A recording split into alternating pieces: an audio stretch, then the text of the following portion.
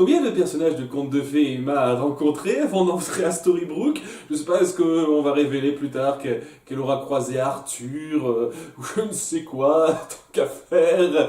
Voilà, donc l'histoire d'aujourd'hui, en termes de flashback et même d'histoire globale, se centre sur Emma. On a un flashback sur elle, donc qui est dans ses 15 ans, il me semble, en 98, elle devait avoir 15 ans, logiquement, et elle n'est pas jouée par Jennifer Morrison. Ah oui, dans 2 ans, elle ressemblera trait pour trait à Jennifer Morrison, mais là, à 15 ans, elle ne ressemble pas du tout. Hein. Le vieillissement, c'est très magique chez elle aussi. Donc, elle... c'est peu de temps après les événements, enfin le petit flashback rapide qu'on voit à la fin de la saison 3 où elle voit un autre enfant se faire adopter, elle a décidé de fuguer pour vivre de petits larcins et c'est là qu'elle croise une autre fille qui a fugué elle aussi, ouais, une brune qui s'appelle Lily, donc je sais pas si elle aura un rôle important ou pas plus tard cette fille, c'est un peu particulier. Donc elle copine assez vite, elles font un peu la bringue, mais elle finit par découvrir que en fait Lily n'est pas une orpheline comme elle malgré ce qu'elle a dit et parce que son père vient la retrouver et donc elle est très pas contente parce qu'elle lui a menti, elles sont pas pareilles et tout et ça se termine mal entre elles. Voilà, donc ça sent le truc qui n'a pas du tout été pensé avant ça, mais qui sert juste d'excuse pour faire un parallèle avec ce qui se passe dans le présent. Et pour ce que ça vaut, ça passe. C'est pas très. Ça n'importe pas grand chose, mais ça passe. Pas grand chose d'autre à dire à ce niveau-là. Ouais, c'était très rapide comme résumé du flashback, mais voilà, il y a un truc un peu bizarre autour de Lily et c'est pour ça que j'espère. Je sais pas trop ce que ça veut dire, mais elle a une espèce de marque de naissance en forme d'étoile sur le poignet. Et je sais pas, est-ce que ça essaye de jouer là-dessus ou pas? Est-ce que c'est censé être une fausse piste pour qu'on croie que c'est un perso important ou pas? J'en sais rien. Le truc, c'est que s'ils essayent de faire en sorte que celle-là, en plus de l'autre personne qu'on verra en fin de vidéo, est une autre personne magique qui aura un rôle d'importance majeure dans l'histoire, ben ça m'embêterait un petit peu, tout à fait personnellement. Quoi qu'il en soit, dans notre présent, Emma est un petit peu sur le qui-vive par rapport à la Reine des Neiges bis. Ouais, elle a toujours pas de nom. Hein. Il me semble que ouais, son nom d'emprunt dans la ville de Storybrooke, c'était Sarah. Attends, quand je vais dire, on va dire Sarah pour commencer. Enfin, ça se trouve, on va pas tarder à connaître son prénom, mais voilà, donc elle est à la recherche de Sarah. On a appris à la fin de l'épisode précédent, j'ai oublié de le dire, que ben, elle n'est pas dans le registre des noms de la ville, donc elle n'a pas été amenée ici par la malédiction. Voilà, donc, comment elle s'est retrouvée ici et tout, ben, on se demande bien comment ça se fait et tout et tout. Et, et donc pendant qu'elle enquête là-dessus avec Elsa, elle se dit qu'il faudrait peut-être passer par Regina, parce qu'elle elle semble s'y connaître un petit peu, d'autant plus que récemment elle a trouvé des photos que Sydney avait prises. Oui, je ne sais pas pourquoi, c'est pas pourquoi Regina les avait mis là, mais voilà, elle les a pas déplacées. Les photos que Sydney avait prises quand il l'a pisté dans la saison 1, eh ben, elle les a retrouvées et elle se rend compte qu'à un moment donné, elle a parlé avec Sarah. Mais elle ne s'en souvient pas, qu'est-ce que ça veut dire? Elle a perdu la mémoire à cause de ça, donc elle va voir auprès de Regina si elle sait, et Regina ne sait pas. Voilà, parce que bon, c'est pas le détail qui va marquer ou quoi que ce soit. Euh, alors Emma évoque très rapidement Ciné. Ah, ce serait bien que je parle à Ciné, seulement je ne le trouve pas, tu ne saurais pas où il est. Et je n'en ai aucune idée. Oui, on va en parler de ça.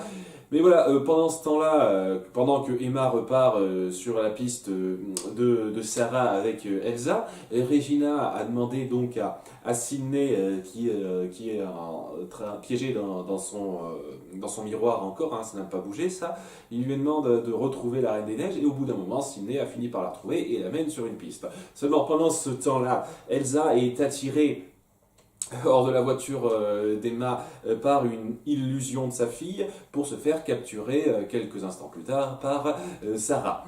Sarah donc il l'a capturée et tout, a enchaîné à de la glace, mais comme elle a peur et tout, elle peut pas bien contrôler ses pouvoirs, mais elle va surmonter ça et tout. Et donc suite à ça, Emma qui a donc perdu la trace de Elsa part à sa recherche et recroise Regina.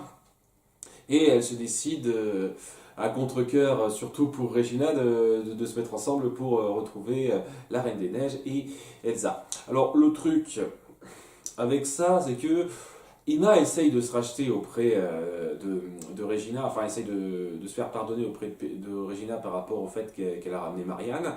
Et Regina est super acerbe à ce niveau-là et très amère. Et c'est là qu'on a un échange que je supporte pas du tout là-dedans. C'est que Regina donc lui dit que intentionnellement ou pas, tu as ramené Marianne et tu as ruiné ma vie.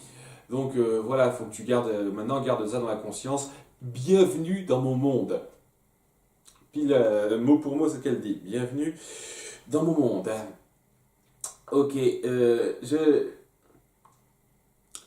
sais pas ce que la série essaye de faire là, mais si vous essayez sincèrement de mettre Emma au même niveau que Regina, en disant ok Emma t'as gaffé, t'as fait un truc de garce et tout, t'es pas mieux qu'elle ou un truc comme ça, non.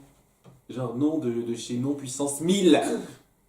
Je veux dire, il y avait déjà ce coup-là avec Blanche-Neige qui m'a gonflé, là ça me gonfle tout autant. Regina, tu as, sous le coup de ta colère et tes émotions, consciemment causé la mort de plusieurs milliers de gens. Alors, en ce moment même, tu enfermes un pauvre type qui est omnubilé par toi dans un miroir pour l'exploiter et tu te mets au même niveau que qu'Emma à ce moment-là. Tu te dis qu'elle est aussi mauvaise que toi. Non.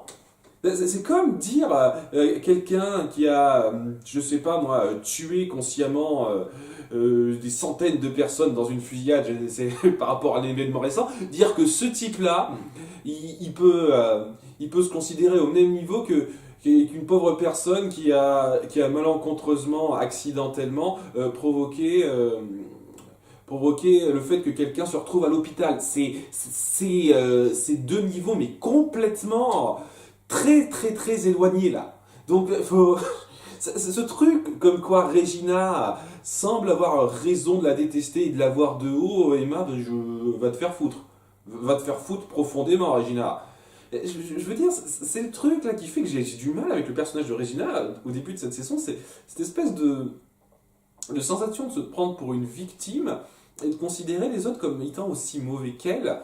Je pensais qu'elle était passée au-delà de ça à la fin de la saison 3, quand elle avait enfin appris à accepter ses erreurs, les casseroles qu'elle porte, et à gagner un peu d'humilité, mais non. Je veux dire, ça s'arrange à la fin, et ok, très, très, très bien, j'accepte pas ça, c'est pas horrible au final, mais punaise, sur le coup, ça me gonfle, hein, vraiment. Oui, d'ailleurs, tout ça, c'est euh, tout le flashback qu'on voit avec Emma et cette espèce de fille Lily, c'est pour faire une espèce de parallèle entre le fait qu'elle ne veuille plus faire confiance à une personne qui l'a trahi et elle a tout laissé tomber pour ça et qu'il n'y a plus rien à recoller. Elle se dit non, quand même, au bout d'un moment, il faudrait bien essayer de recoller, c'est pour ça qu'elle se réconcilie à la fin. Il y a une scène pas trop mal. Voilà, ça ne rattrape pas complètement ce passage. Bienvenue dans mon monde. Mais c'était pas trop mal la scène de fin où elle se réconcilie en disant que j'ai des regrets et que euh, j'ai je fais pas ça seulement pour me faire pardonner, j'ai envie qu'on soit amis. C'était un moment plutôt joli où on voit que ça commence à progresser pas mal dans le bon côté, dans le bon sens. À nouveau, je trouve ça dingue par rapport au fait qu'on va révéler juste après qu'elle a fait enfermer le pauvre Sydney pour rien et qu'Emma, là, ça la dérange pas plus que ça, hein, apparemment. Oh, c'est pas grave, t'as fait ça, je peux comprendre. Ça me gêne horriblement, ça, autour de Regina, et Et ouais, j'ai presque envie de retirer un peu ce que j'ai dit vers dans les réacs de la saison précédente, parce que ça me pose un problème assez important à ce niveau-là. Mais ouais, c'est un début intéressant. Et si vous ne me pourrez pas encore plus de moments où Regina se comporte en garce envers les autres et à côté de ça se la joue, ah, vous n'êtes pas mieux que moi, si vous faites pas ça, je pense que je pourrais accepter ça et trouver que la nouvelle relation entre Emma et Regina est pas mal. Je pourrais trouver que c'est pas mal ça. Si vous arrêtez avec ça, avec votre truc de Regina qui arrête pas de tomber, ça commence un petit peu à me saouler un petit peu ça. Donc si vous mettez le frein là-dessus, je pourrais l'accepter. J'espère sincèrement que vous mettrez le frein là-dessus. Oh, enfin bon, elles suivent la piste d'Elsa grâce au miroir magique Sydney. Mais il s'avère que Sydney l'a trahi, Regina, et l'a amené tout droit vers le piège. Un piège que leur avait tendu Sarah. Ah, c'est horrible, quel sale type! Comment ose-t-il trahir la femme qui l'a enfermé, qui l'a manipulé, qui a détruit sa vie? Ah, quel horrible type! Elles doivent se délester d'un pont qui s'effondre, de pont de glace qui s'effondre, et lutter contre un bonhomme de neige ensemble en unissant leur magie. Elles y arrivent, et malgré tout, Sarah arrive et je sais pas pourquoi, malgré le fait que son pouvoir soit censé être la glace, apparemment elle sait aussi étouffer les gens à distance, comme Dark Vador, hein, la force, c'est trop ça. Et donc ça empêche Emma et Regina, qui sont censées être des grandes magiciennes, de faire quoi que ce soit à ce moment-là, parce que se faire étrangler par magie, ça nous empêche tout pouvoir magique apparemment.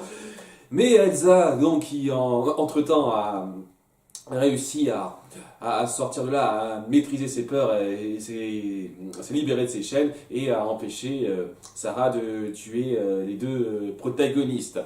Voilà, donc, mine de rien, je dis à le dire, Elsa est plutôt touchante là-dedans, maintenant qu'elle est plus en mode ah, je me renferme sur moi-même, je fais confiance à personne.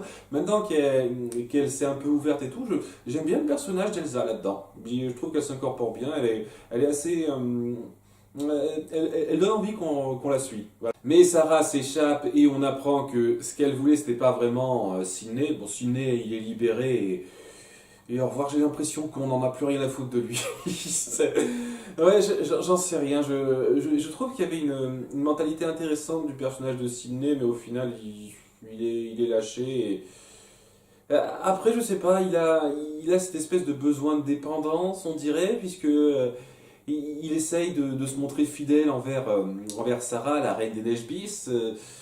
Je sais pas, est-ce qu'il sera bien développé plus tard, ou est-ce que c'est la dernière fois qu'on entend parler de lui? J'ai le sentiment que c'est plutôt le deuxième cas. Hein, ou alors il aura un petit rôle de rien du tout. Ouais, j'ai le sentiment que ça va pas aller très loin pour lui. Hein, c'est sincèrement dommage. C'était toujours sympa de le voir rapidement au début de cette saison. Après, je me trompe, peut-être qu'il aura un rôle important, allez savoir, mais je ne pense pas. Et on apprend en fait que Sarah a fait tout ça pour prendre le petit miroir de Regina qui contient sa magie. Et grâce à ça, elle peut arriver à compléter un espèce de miroir plus grand qui lui permettra de faire je ne sais pas quoi. Alors, ce qu'elle veut, alors on apprend vaguement ses intentions là, ce qu'elle veut c'est reformer une famille. Apparemment, elle a perdu sa famille d'une façon ou d'une autre, et ce qu'elle veut, c'est reformer sa famille. Et on apprend à la toute fin de l'épisode que lorsque Emma décide de revoir une vieille caméra cassette de ses anciens souvenirs, qu'elle a été en famille d'accueil avec Sarah, la reine des neiges bis, comme mère. Donc, qu'est-ce que ça veut dire? Est-ce que ça veut dire qu'elle voudrait reformer la famille qu'elle a formée avec Emma, ou je ne sais quoi? Comment se fait-il qu'elle se soit retrouvée dans le monde de chez nous, alors que avant elle était à Arendelle avec ses pouvoirs magiques, et comment cela se fait? Mystère et boule de gomme. Hein, ça sent le vieux le vieux truc qui va permettre de passer du monde des contes de fées à notre monde qui vont à nouveau pondre de nulle part, je sens, hein, une nouvelle façon de passer d'un monde à l'autre. Donc ouais, la nouvelle façon de passer d'un monde à l'autre, c'est dingue parce que c'est tellement surfait le coup de la malédiction super précise qu'il a fallu 200 ans pour mettre en place. S'il existe autant de trucs pour retourner dans le monde réel. Ah, vraiment, hein, ce genre de truc. Mais voilà, quoi qu'il en soit, ça se termine là avec un mystère qui est toujours intéressant autour de la Reine des Neiges bis qui à nouveau a l'air d'avoir des motivations qui n'ont pas l'air d'être liées à la vengeance ou à la reconnaissance, mais quelque chose d'un peu plus. Euh, d'un peu moins manichéen. C'est-à-dire elle semble rechercher l'amour d'une famille qu'elle n'avait pas eu avant. Enfin, c'est l'impression que ça me donne. Et elle est prête à aller à des extrêmes assez forts pour ça. Et ça peut être pas mal si c'est bien géré. Ça peut donner un méchant, un antagoniste avec un côté touchant plutôt bien fait. Bon, j'en parle très rapidement, mais il y a toute une sous-intrigue en parallèle avec Blanche-Neige et le Prince Charmant, où elle a du mal à quitter son enfant Nil une des yeux une seule seconde, mais où David la force un petit peu à faire une petite randonnée avec lui, mais il se rend compte que Will s'est échappé de sa prison, et lorsqu'il décide de partir à sa poursuite et que Blanche-Neige le retrouve, elle part du principe que tout ça c'était une mise en scène par David pour qu'elle se sente revivre leurs vieilles années d'aventure ensemble, un truc comme ça. Et elle pense que ça a marché, que c'était très joli de sa part. Mais même si Will l'a admis, on apprend plus tard que c'était pas le cas. C'est juste Will qui a joué son jeu. C'était plutôt drôle, plutôt léger, assez mignon à ce niveau-là. C'était une sous-intrigue qui passait bien. Voilà, même si ça reprend le fait que Will semble être là juste pour être là. On aurait pu faire ça avec n'importe quel autre personnage. Mais voilà, c'était mignon et sympathique pour agrémenter ça. Et c'était un épisode sympa. Voilà, il y a deux, trois trucs que j'aime pas trop autour de Regina. Et le petit flashback autour d'Emma et Lily, je ne peux pas trouver très important, très utile en soi, à part pour faire un parallèle un peu forcé avec la relation entre Emma et Regina, ce qui n'avait pas besoin d'être le cas. Puis, je suis désolé, mais ça part de toute l'histoire dès lors qu'on trahit quelqu'un, il n'y a plus rien à faire pour ça. Je veux dire, merde, vous avez vécu les aventures avant.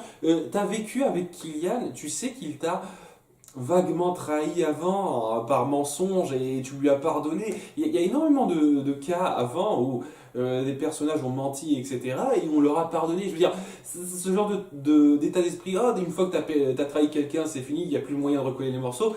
Ça a déjà été fait avant, hein. Emma, arrête avec ça, merde. Petit truc, quoi.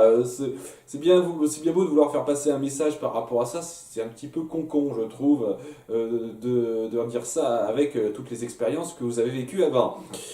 Mais oui, malgré ça, il y avait pas mal de beaux moments intéressants, moments d'action sympathiques. Les motivations de la méchante, enfin l'antagoniste pour l'instant sont intéressantes, sont amenées avec un certain mystère pas trop mal. Voilà, je reste à voir comment ils vont justifier le fait qu'elle est passée d'Arendelle à notre monde à nous et que ce soit pas n'importe quoi. Mais ouais, pour l'instant, c'était pas mal. Vraiment, c'est un épisode pas mal que j'ai bien apprécié. À bientôt pour l'épisode 6. Ciao!